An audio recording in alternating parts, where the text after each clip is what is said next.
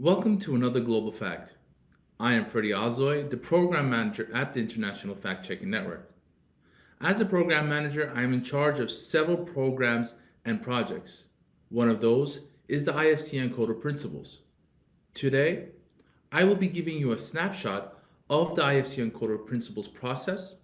This presentation will have three main components: a brief history about the IFCN, an introduction to the principles, the application process, and of course, what is the role of the assessor throughout this process. Let's begin with a brief history about the International Fact Checking Network. The International Fact Checking Network is a unit of the Poynter Institute dedicated to bringing together fact checkers around the world. The IFCN was launched in September 2015 to support a booming crop of fact-checking initiatives by promoting best practices and exchanges in the field.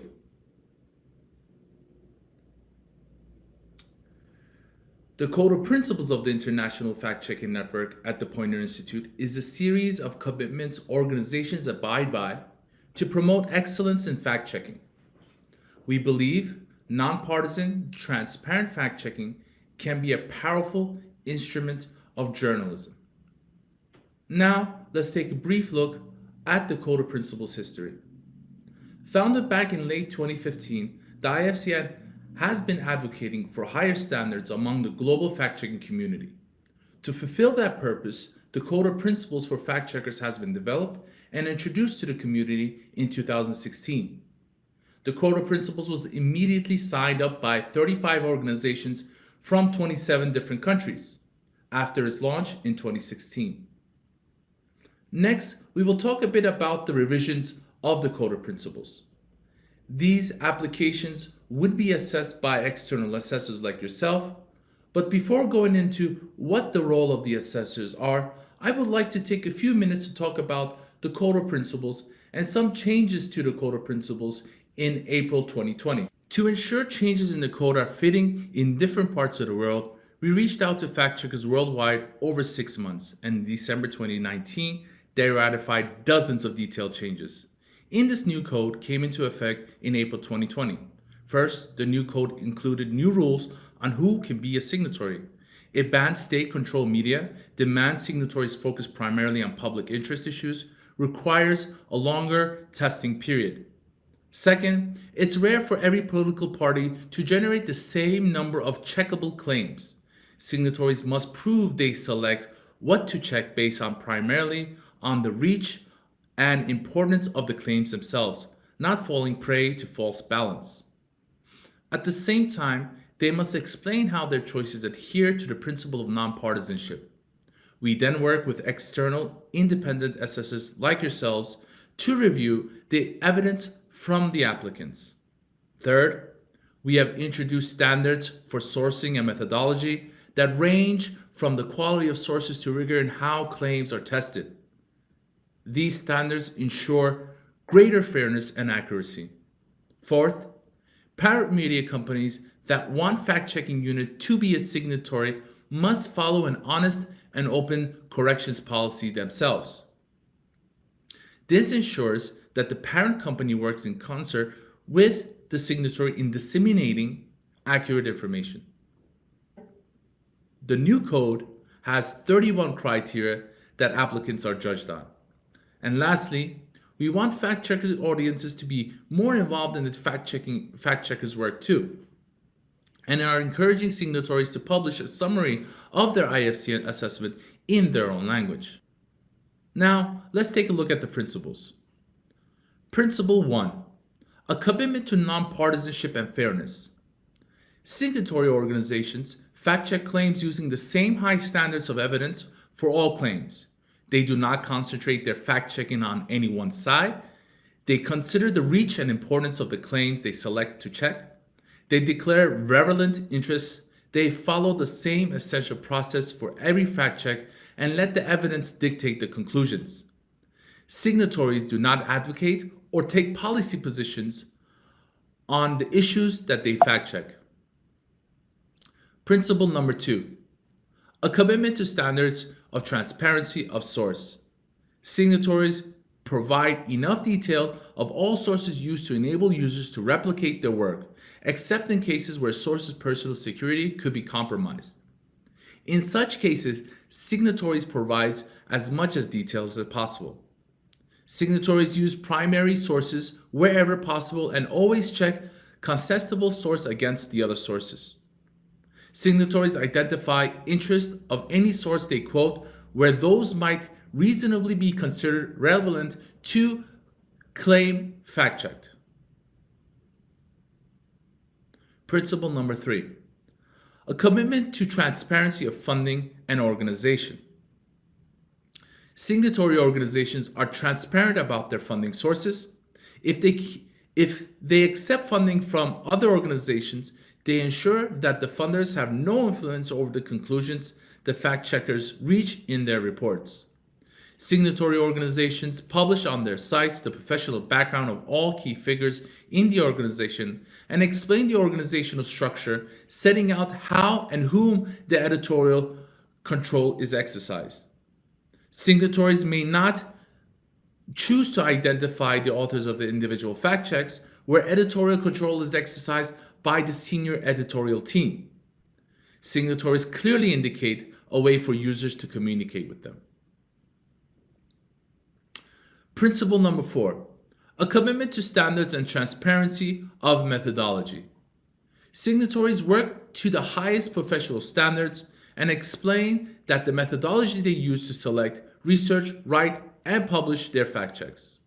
They encourage users to send claims to fact check and are transparent on why and how they fact check. Principle number 5, a commitment to an open and honest corrections policy. Signatories are committed to the accuracy and publish and promote their corrections policy and follow it to the letter. Where credible evidence is proved they have made a mistake worthy of correction, they correct clearly and transparently in the line with their corrections policy, seeking so far as possible to ensure that users can see the corrected version. If the signatory is fact-checking unit of a publishing or a media company, it requires a signatory status that the parent company has and adheres to an open and honest corrections policy. Eligibility to be a signatory. IFCN signatory status may be granted to legally registered organizations set up for the purpose of fact-checking that regularly publish nonpartisan reports on factual accuracy of statements made by public figures and predominant institutions, and widely circulated claims in text, visual, and other formats focus primarily on claims related to public interest issues. IFCN signatory status may not be granted to organizations whose editorial work is controlled by the state, a politician, or a political party. It may, however, be granted to organizations that receive funding from state or political sources to carry out public service journalism if the IFCN assessor determines there is a clear and an ambiguous separation of editorial control from state or political influence. Applications are assessed by independent assessors like yourself for compliance with 31 criteria. Their assessment is reviewed by the IFCN Advisory Board to ensure fairness and consistency throughout the network. Now, what is the role of the assessor with Dakota Principles? These external assessors are the first filter in the application and vetting process of Dakota Principles. External assessors are journalism professors, researchers, or media consultants that have a solid knowledge of the media and fact-checking ecosystem and a broad understanding of transparency and freedom of the press and about the political content of the country or region where they work and where the assessed applicants publish their fact checks. For each assessment they conduct, the IFCN pays them $350. $200 comes from the application fee, and the rest is subsidized by the IFCN funding. Assessments that require an extended second phase of reviewing will be compensated with an additional $100 for the extra work. Assessors will be asked to carry out assessments in 2 weeks of time based on the guidelines. Now, I will walk you through the IFC Encoder Principles website and point out a few important items that aspiring assessors should be keeping in mind when assessing the applications. Please give me a moment to share my screen. Welcome back, everyone. Now, I want to show the International Fact-Checking Network's Encoder Principles website. I'm going to walk you through the website a little bit to familiarize yourself with the content on the website, and then I'm going to show the assessors where they can find some useful tips and guides for them to be able to help them along the way when they're assessing these applications.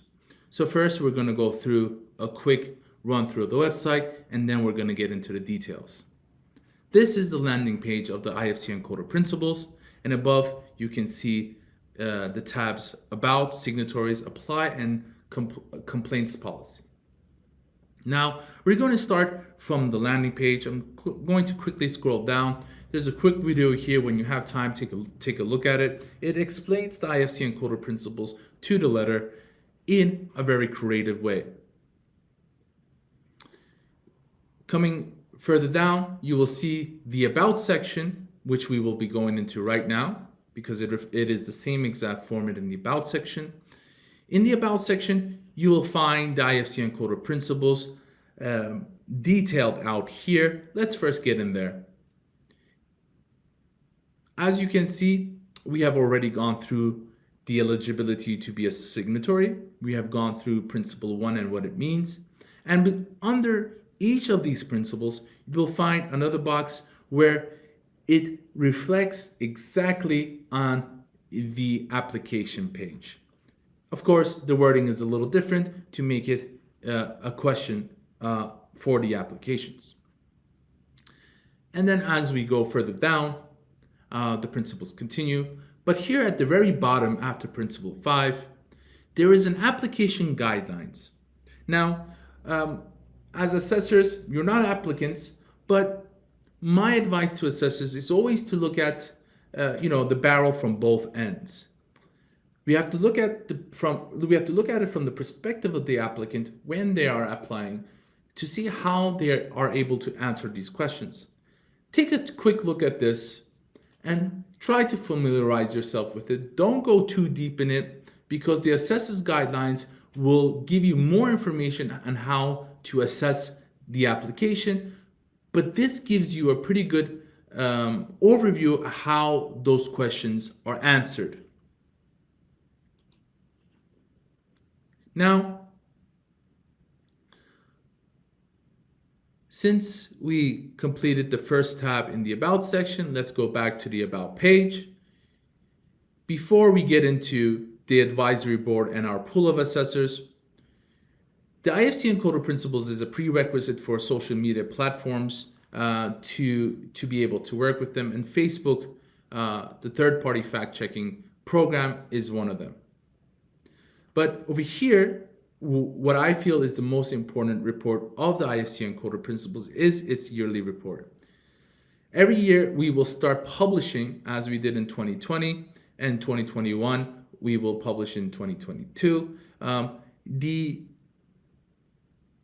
the transparency of the application process. Here, I would advise assessors to take a look at this to get an overview of what has happened in the last year, how many new organizations have joined the International Fact-Checking Network's Encoder Principles, have become signatories to the Encoder Principles, and gives you relative information on where organizations not fail, but run into the most issues in which sections. And as you can see here is 4.2, which is the funding issue. Now, let's go back to that About page and now talk about the assessors. Now,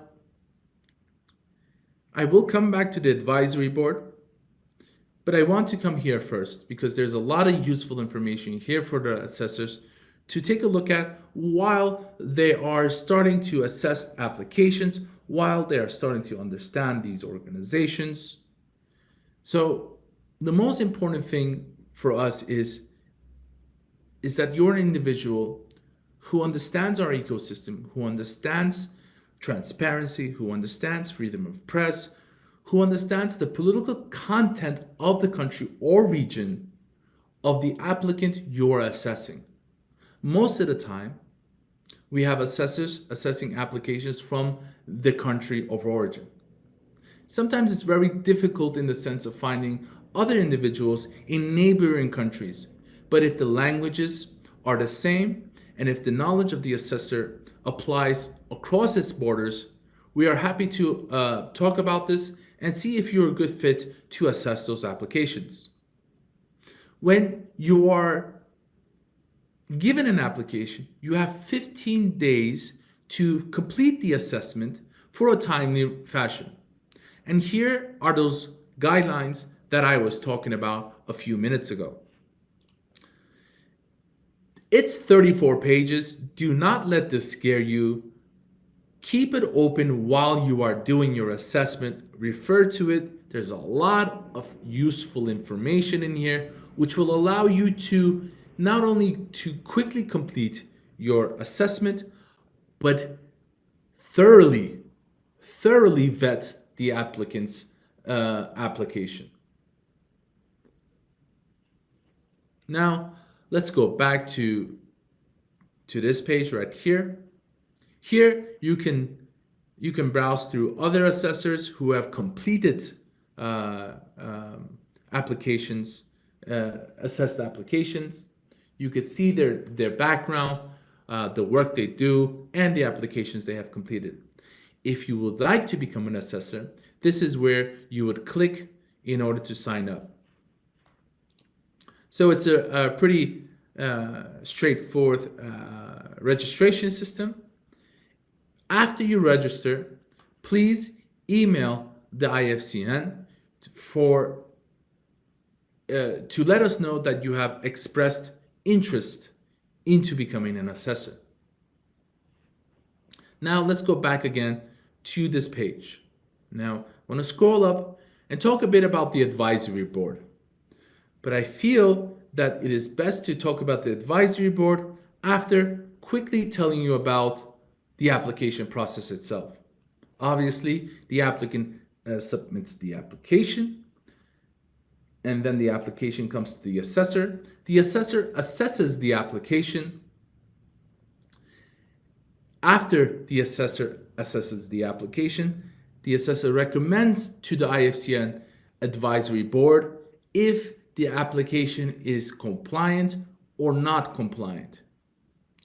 At the very end, the IFCN advisory board has the final say of approval or rejection of any application coming through the pipeline of the Code of Principles application.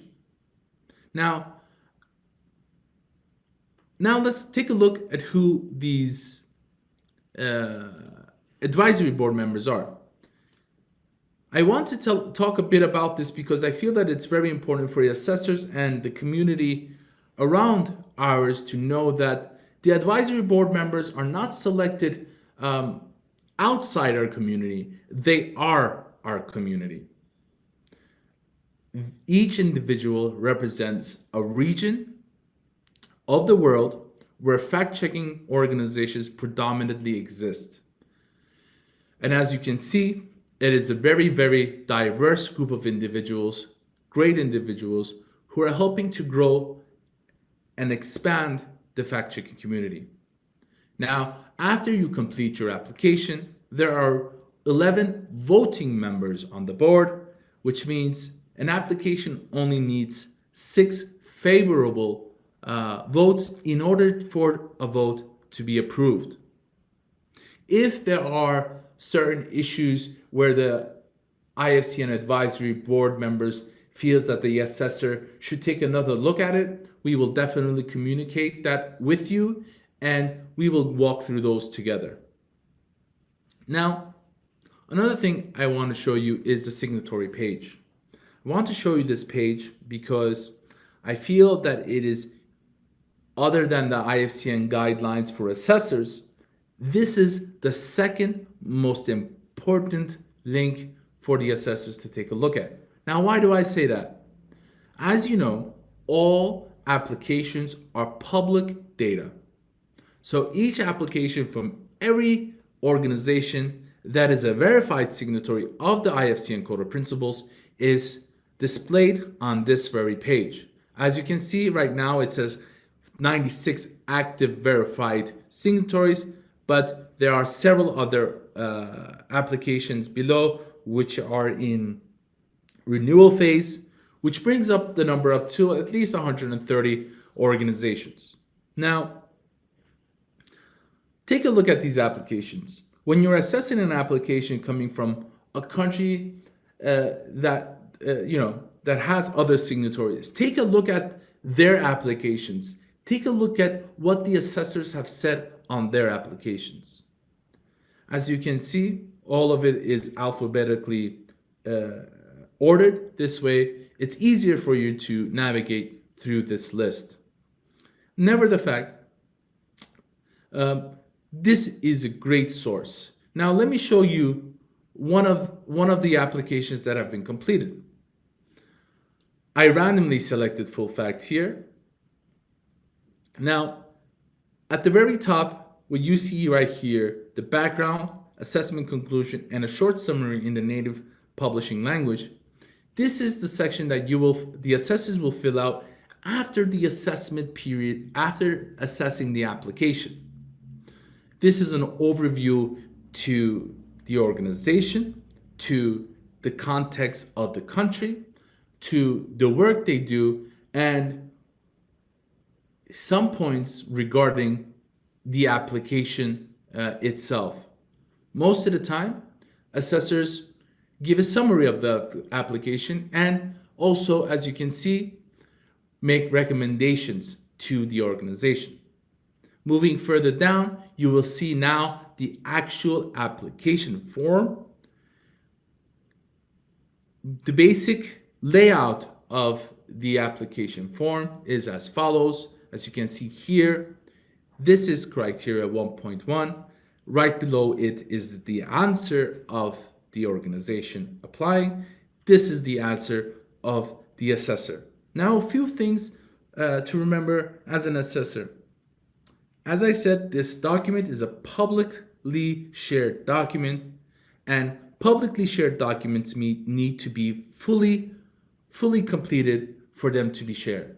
And for that reason, this is a simple ask, and you might actually have a little giggle after I say this, but we need absolute complete sentences and answers that reflect the answer that the applicant has provided. Sometimes there are certain changes that we can ask for the applicant to make to the application, but we will talk about this on your onboarding process.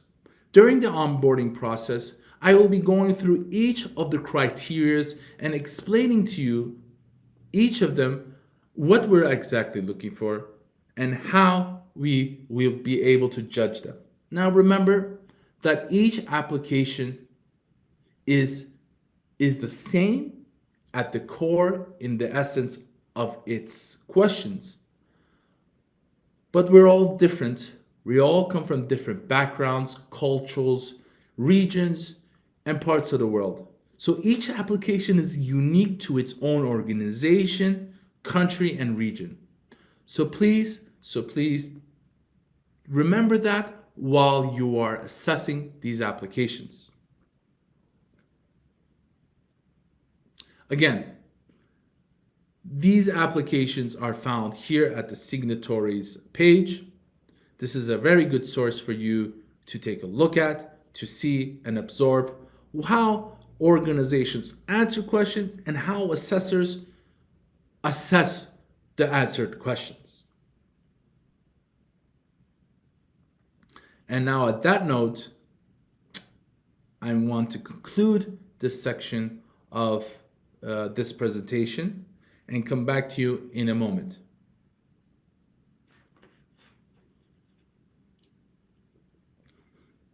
Welcome back. Now that we have gone through the website, we have understand the principles itself. Here on my right hand side, you'll see a few texts which I'm not able to put in an embedded link, but you'll be able to find the links referring to those sections below this video. Take a look at those links. Try to absorb the information that is within those sites, and see if you're able. Not see if you're able. Let's start this over again. Take two, last section. Here on my right hand side, you'll see some useful links, which would be linked right below of this video. Take a look at these links, save them in your bookmarks, because you will definitely need them going forward as you assess applications.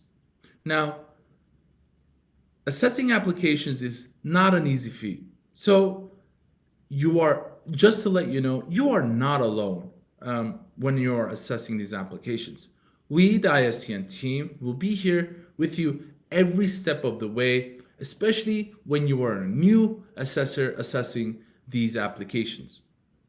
Some applications tend to take a little longer than other ones because they're more complex because of the region they come from. Some applications take a little longer because applicant organizations might not have updated their websites. Some applications might take a lot longer because of the current situation the world is in. So this is a period of where constant communication between the assessor and the IFCN happens. And also I would like to note that the assessors do not communicate with the applicants. The IFCN team is your communication route to the applicants. Now, I hope these were helpful for you. And like I said before, whenever you have questions, feel free to reach out to me. Feel free to reach out to me, and feel free to ask as many questions you would like. And be safe. That concludes my presentation for the assessors. Thank you for being a part of this year's Global Fact, and hope to see you at many more years to come.